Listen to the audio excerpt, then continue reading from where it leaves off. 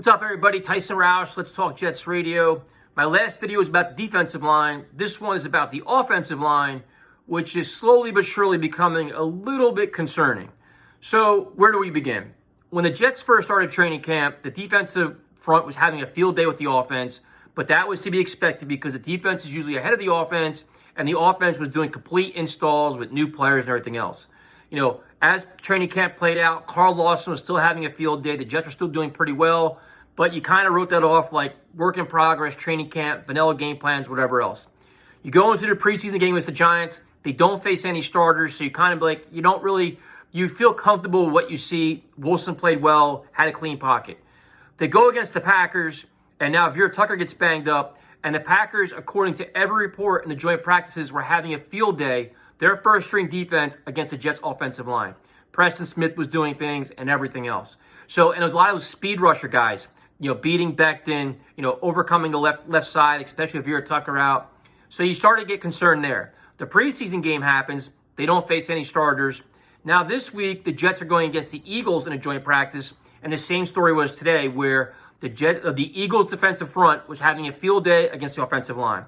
Now, Coach Salah said, listen, don't worry about it. We're not scheming. This is just very, one-on-one stuff and vanilla stuff. And, of course, he's going to discount it. He doesn't want to panic anybody, and he wants to keep everybody calm and not make it a bigger story than it is. But at some point, it becomes a story. And at some point, you have a red flag saying, listen, what is going on here? And then you add in the fact that Becton, who hasn't been playing well, according to Mike LaFleur, not me, the offensive coordinator, now had a concussion today and was throwing up all over the field.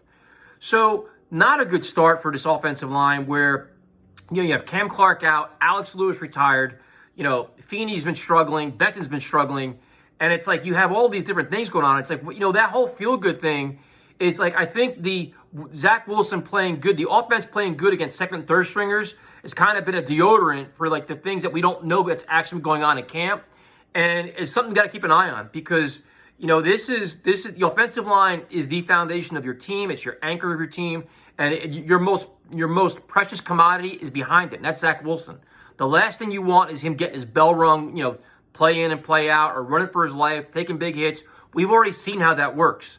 So it's going to be interesting to see what happens. Obviously, Vera Tucker coming back is good, but now if Becton misses any kind of time, what happens with that? Fant Moses, according to the reports, Moses hasn't been playing all that well.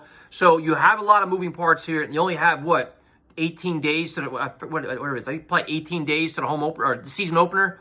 So it'll be interesting to see what happens here. Do the Jets go out and try to sign linemen? Do they try to clean things up? I mean, I don't even know what they're going to try to do here, but it's time.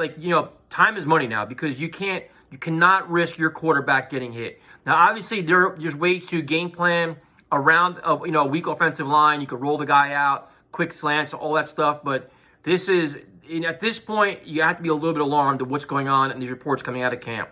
Now, obviously, the reporters have an agenda, and the Jets have an agenda. The reporters are trying to get a story and maybe get some clickbait, and the Jets want to silence all the critics and say, you're blowing out of proportion.